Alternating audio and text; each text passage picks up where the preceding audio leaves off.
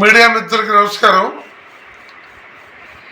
మన ఉపాధ్యాయులకు పెట్టే టెట్ ఎగ్జామ్ మొత్తం ఉపాధ్యాయ లోకానికి సెకండ్ వేవ్ కరోనా లాంటి కలవరం ఈ టెట్ ఎగ్జామ్ ద్వారా ఏర్పడింది.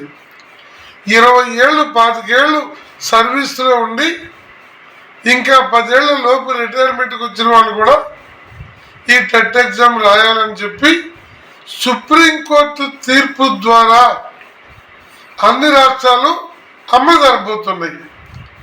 కానీ యావత్ దేశంలో 25 లక్షల మంది ఈ పరీక్ష ఎదుర్కోవాలి. మన రాష్ట్రంలో సుమారు ఒక 80,000 మంది ఉపాధ్యాయులకి ఈ పరీక్ష పాస్ అవ్వాలి. కానీ మన రాష్ట్ర విద్యాశాఖ మంత్రి విద్యా రంగాన్ని ఒక ప్రత్యేక దృష్టితో ప్రపంచ స్థాయిలో అభివృద్ధి చేయాలి అనే ఒక మంచి సంకల్పంతో ఉన్నారు.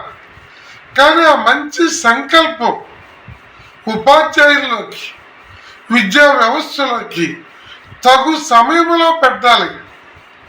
కానీ మన విద్యా వ్యవస్థలో ప్రభుత్వ బడులు క్రమక్రమంగా అభివృద్ధి చెందుతూ ఉన్నాయి. ప్రభుత్వ ఉపాధ్యాయులు కూడా గత 2 దశాబ్దాలుగా ఎంతో కష్టపడి నైపుణ్యాలను పెంచుకొని ప్రైవేటు స్కూల్స్తో పోటీగా పాఠాలు చెబుతున్నారు. అలాంటి చెప్పేవాళ్ళని వాళ్ళు చెప్పే సబ్జెక్ట్ వదిలిపెట్టి పలు సబ్జెక్టులు ఈ ఎగ్జామ్లో పెడితే అవన్నీ చదివి ఈ వయసులో రాయటం అనేది ఈజీ కాదు. మనం సింగపూర్ పంపినా ఫిన్లాండ్ పంపినా అక్కడ విద్యా వ్యవస్థకి మన విద్యా వ్యవస్థకి ఇప్పుడు ఉన్న వాస్తవానికి మధ్య వ్యత్యాసాన్ని లోకేష్ గారు ముఖ్యమంత్రి గారు గుర్తించాలి. సుప్రీంకోర్టులో రాష్ట్ర ప్రభుత్వం స్పెషల్ లీవ్ పిటిషన్ వేసిన, లోక్సభలో లావు శ్రీకృష్ణదేవరాయలు గారు మంచిగా ఇది మాట్లాడిన, ఎస్టీయూలు మొదలు అన్ని ఉపాధ్యాయ సంఘాలు దీని మీద పోరాడుతున్నా రిలీఫ్ రాలేదు.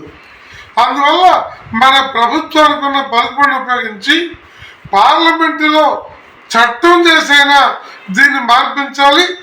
లేదు మన పంజాబ్ లాగా మేఘాలయ తదితర రాష్ట్రాలలాగా ఈ క్వాలిఫై మార్కుల్ని 40కో 45కో అందరికీ కుదించి వారు సక్సెస్ అయ్యేటట్టు చేసి వారి సేవలను ఉపయోగించుకోవాలి తప్ప ఈ కరోనా లాంటి కలవరపాటు నుండి ఉపాధ్యాయుల్ని కాపాడాల్సిన బాధ్యత విద్యాశాఖ మంత్రి లోకేష్ గారిది, అలాగే ముఖ్యమంత్రి గారిది.